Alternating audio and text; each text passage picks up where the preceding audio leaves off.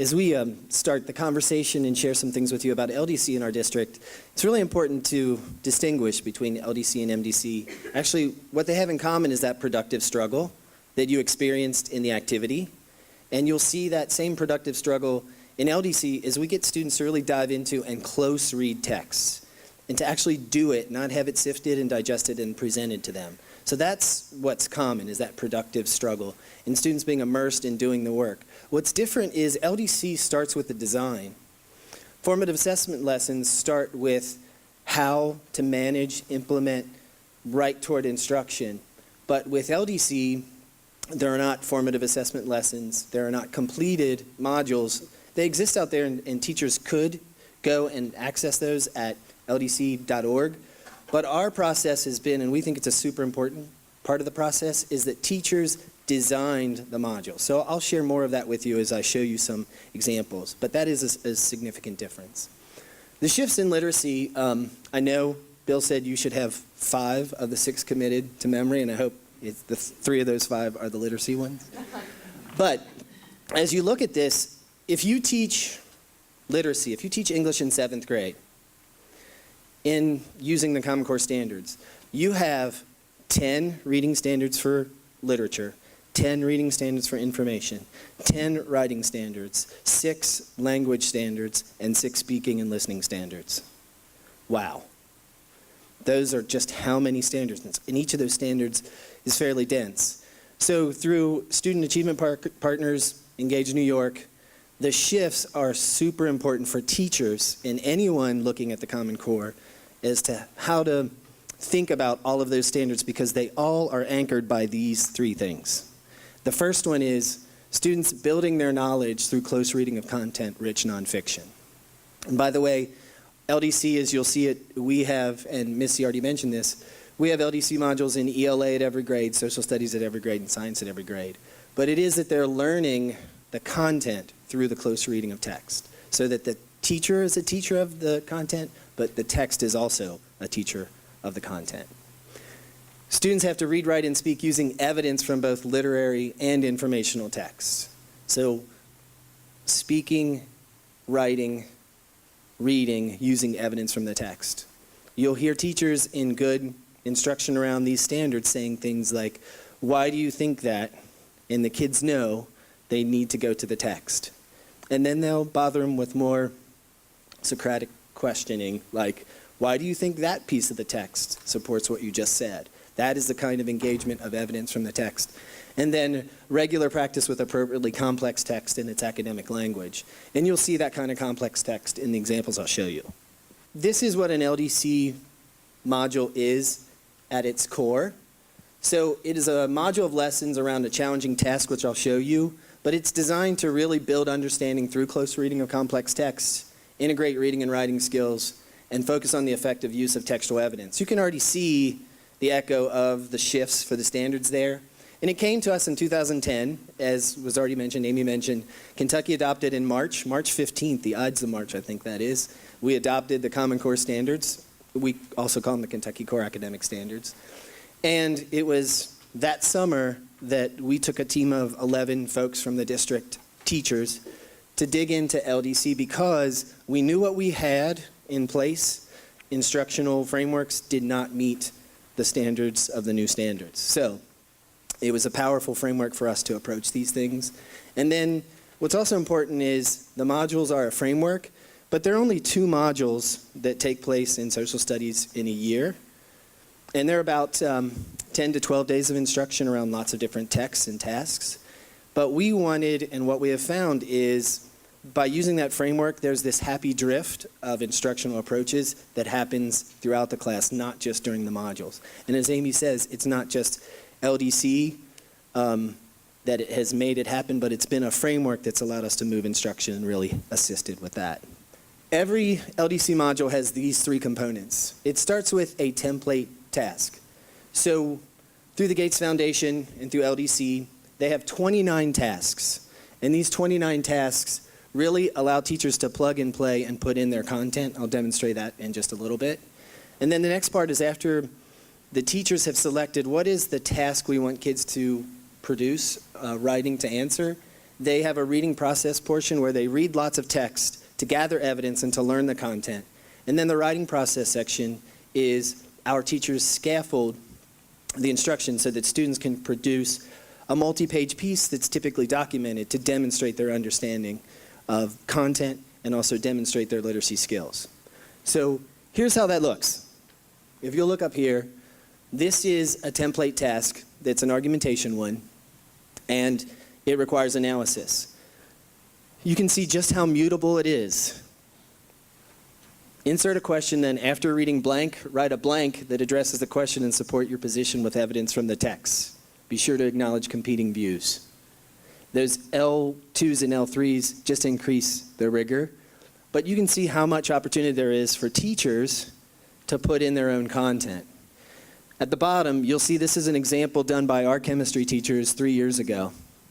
So in chemistry, they took that shell and they looked at their content and thought, what would be a compelling piece to write that fits with our content?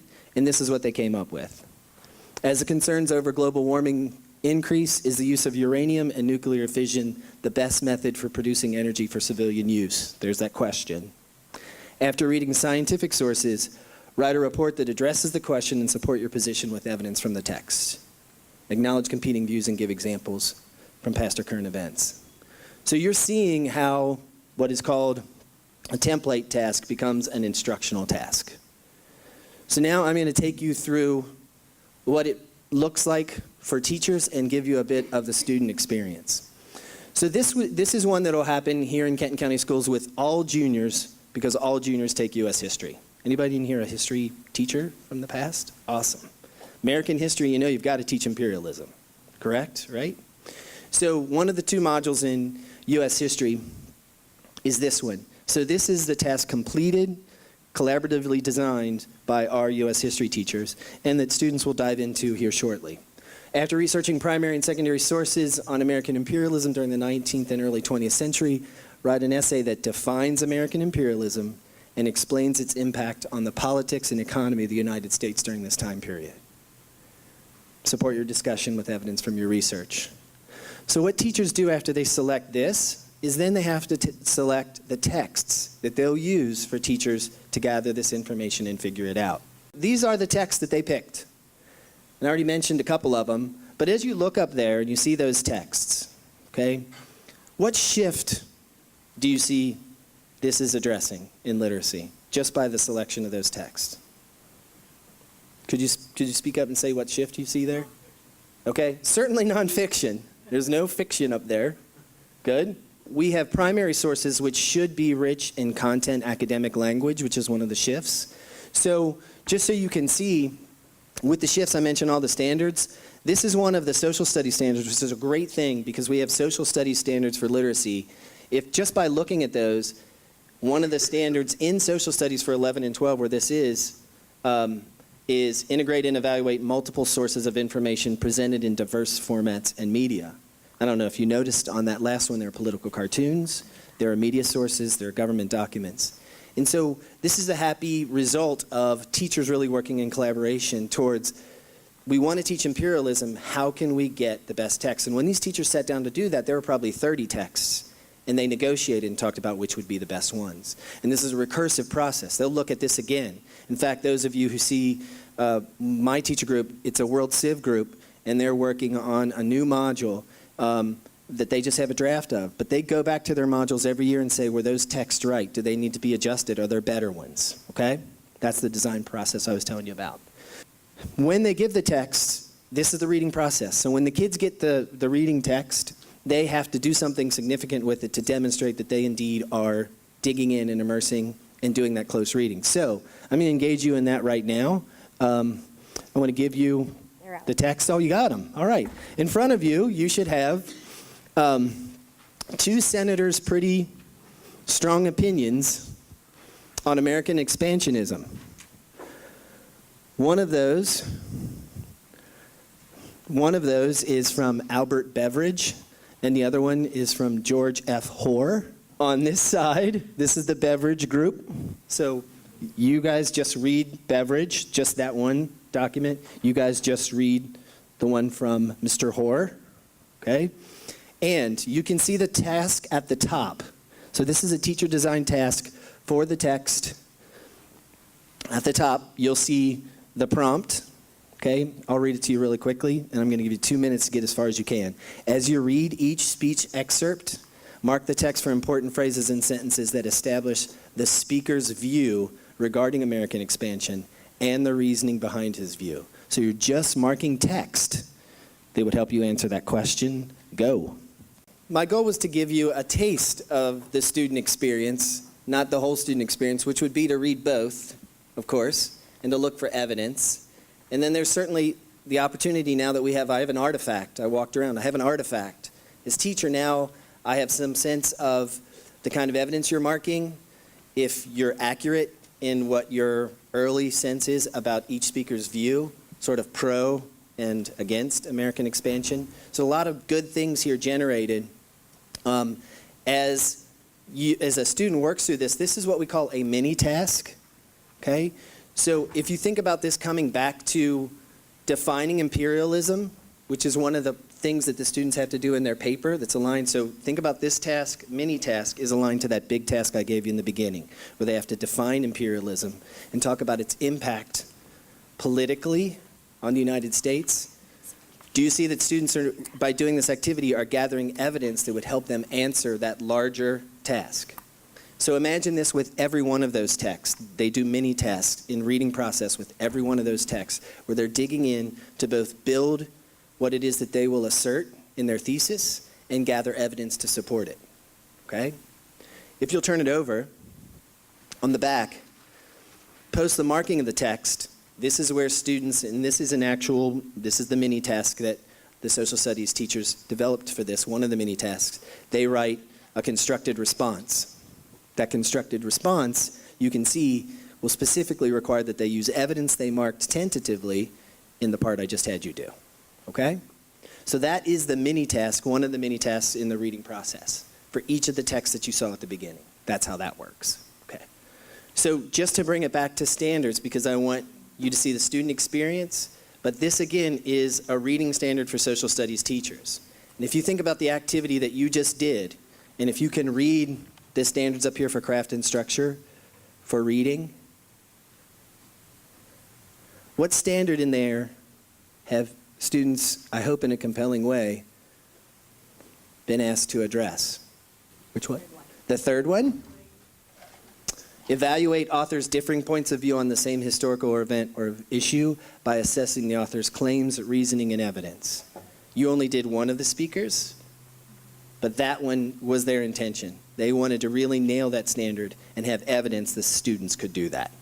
The rubric for that ultimate piece, the multi-page piece documented that students will write in answer of that larger task, does have a component for conventions. It's one of 7 elements on the rubric.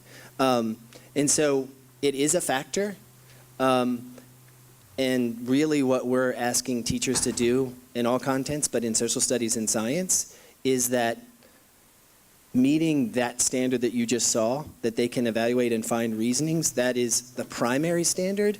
But then we also ask, in the rubric for this one, is that short constructive response on the back, is not only would they have accurately stated either senator's position, have good evidence, but it would be in readable prose. So they do really work with kids on readable prose, but that's one of those questions. It depends on the group of students. If their grammar is such that it's illegible, it's something that the teacher can't see if they're actually meeting the standard, then we do have social studies teachers who will dig into some of the more finite grammar stuff just so they can get kids there. But that doesn't typically happen at that grade level in 11, okay? So, and then the last part of the process, remember, there's the task development. You just experienced the reading process with the varying text, is the writing process. So imagine a student has gone through all 8 of those texts, done activities like you have done. They have all of this marked text. They've also gotten instruction outside of the module around imperialism, because the 10 to 12 days aren't necessarily just sequential where they do them all in a row.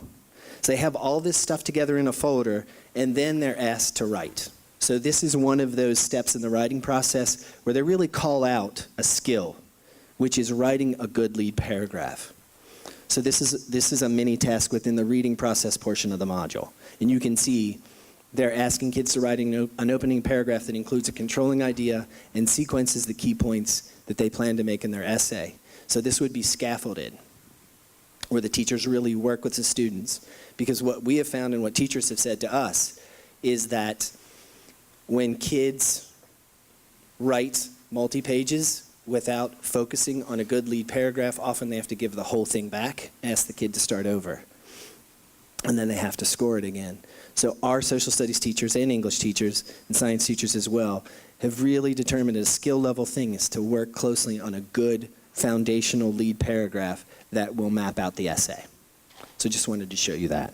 So back to the shifts. Again, hopefully you'll see how LDC and Kenton County's iteration of our LDCs is a powerful approach, framework that allows us to get at the shifts of the standards. Our approach that has been super successful for us is whenever we have teachers engaged in collaborative work around LDC and MDC as well, we try to get them to be organized by people who have the same work. So we don't go across contents. In fact, the groups are not just high school social studies. There is an Introduction to Social Studies group, a World Civ group, and a U.S. History group. And there's a 6th grade math group, a 7th grade math group, and an 8th grade math group. You know, some teachers there's been some conversation about, should we put our social studies teachers with our English teachers? Because social studies teachers may need additional work in literacy. We haven't really found it to be the case, and we also didn't want it to make it seem like it's really not your thing. The social studies standards are written. They're social studies literacy standards, and the science literacy standards are for those teachers. And so we didn't want it to seem as if the literacy part of the standards belong to the English teachers. They belong to all teachers. They've seen each other's products. If I teach juniors in English, I know about them writing this piece, and so there is some of that cross-pollination. And frankly, we've seen social studies and science teachers sometimes do a better job than many language arts teachers with some of the scaffolded stuff toward writing because they recognize the need for it perhaps more than the English teachers. That's been one of many strange awakenings we've had. The next generation science standards have been very intentional about the literacy requirements being embedded. Pretty much from what I've seen, Kentucky standards are in draft form for social studies. And of course, we adopted the next gen science standards. They pretty much adopted completely what was in the Common Core literacy standards for social studies into the social studies standards and what was in for science into the next gen standards. So we're really working through that, and we have had a lot of success with our science teachers in using this as a demonstration of their science content. AP would be doing something similar. The modules that we have, that I've shown you, is designed specifically for the U.S. history class, not for the AP class. In AP, of course, they're doing DBQs, but one of the things I've seen, because I work with AP U.S. history teachers and students around essay writing, is that this is moving very much toward the AP expectation for DBQs, both in assessment and instruction. So no, not the same tasks, but very similar, with probably a little bit less scaffolding. You know, when you look at that mix that the Common Core recommends of 70-30 of informational text to literary text, is that, well, can't English teachers just do 100% literature and everybody else covers the informational? No, our approach to that through modules has to always include several informational texts, but we also adopted a curriculum outside of just LDCs that really focuses on integrating informational texts thematically with the literary text. Well, if a teacher gave me a Shakespeare example, it'd be, I mean, that one's a pretty straightforward one because anything about Shakespeare is an informational text that's compelling. And then text about the play itself, text about psychological deviation that might be in Macbeth would be, it's very pertinent to the study of the drama, but it's all informational text. And sometimes teachers don't recognize every time you show kids a good essay on a literary text, that's an informational text. LDC was originally designed for secondary, middle, and high. And so we have, by our own teachers in our elementary schools in 4th and 5th, 2 years ago, Missy? 2 years ago in 5th grade, they said, we really want to do this. And so they wrote modules and have been doing them in 5th grade, and it's been super successful. And then we just, last year, they wrote a 4th grade module. So there's been alterations to the structure so that it would work. But that framework they like so much that they've adapted it in our district to have modules in 4th and 5th.